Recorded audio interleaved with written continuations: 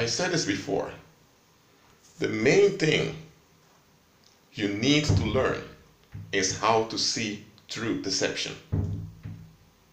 When you see through deception, you're freed from the grip the deception had on you. Because deception will only lose its power when you see through it. Because when you don't see through deception, you're still tricked into believing in the false advantage that it promises you. So deception has a false promise included in it. And it's because of this false promise that you fell for the deception. But once you see through the deception, you will see clearly that advantage is not advantage at all. And your investment in that fake advantage will also be exposed. So, to be free from deception, you ought to learn to see through it.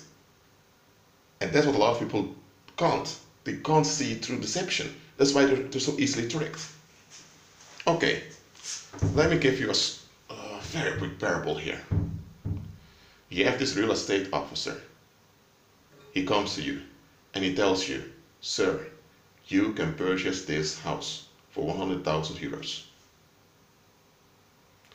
Okay, so you hear it, the terms 100,000 euros. So you ask him, what are the additional costs for the notary office, for the lawyer, what are all the costs? And the real estate officer tells you 35,000 euros. So you say, okay, so it's 135,000 euros in total. The real estate officer says yes. Then you look at the contract. And in the contract, no price is mentioned of the house. Because it's what's written on paper that really matters. The guy said 100,000 euros and you count 135,000 because additional costs. But when you read the document, you see no price of the property. So you allow your lawyer to look at it. And your lawyer told you this document ain't right. Check it, bring it back to the real estate officer. But then you can't find the real estate officer. So a freshman law student decides to check that thing for you and he tells you, "Sir, don't tell me you fell for this scam." And you ask him, or better, you ask her, "What scam?" And she tells you, "Sir, nowhere in this contract is it mentioned that the property will be transferred onto you. It's nowhere mentioned. For it to be a purchase, something must be transferred onto you after payment. But nothing can be transferred onto you. It's nowhere found in this contract. The contract looks very fancy with its logo, with its business style, with its expensive words. But when you look carefully at those expensive words, what's really being said? Nothing useful is being said here.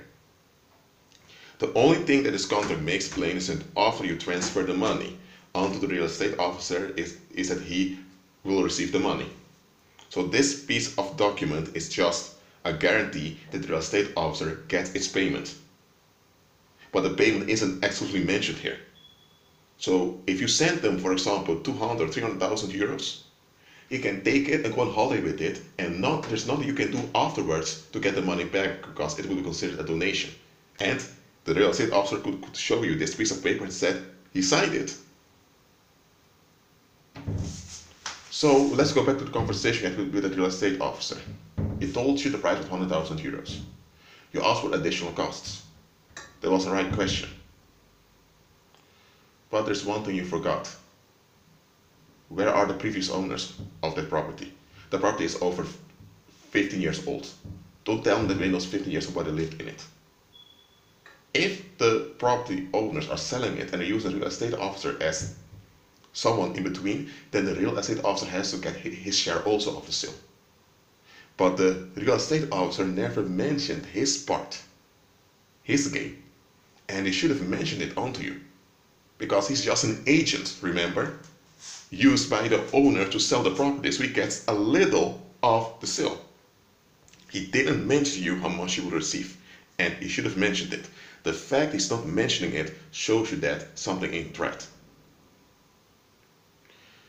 But because you were so into purchasing that house and you had the money to think I can do it, You only focused on the purchase. You didn't look beyond to see what was going on. If you would have looked beyond, you would have realized, hold on a minute, this guy is a scammer. Well, I hope you've learned from that parable. Even when things appear to make sense, just look around you, look beyond. When something important is missing and a thing should be there, then you realize something ain't right. Well, that's it for now. Agree with Christ and be at peace.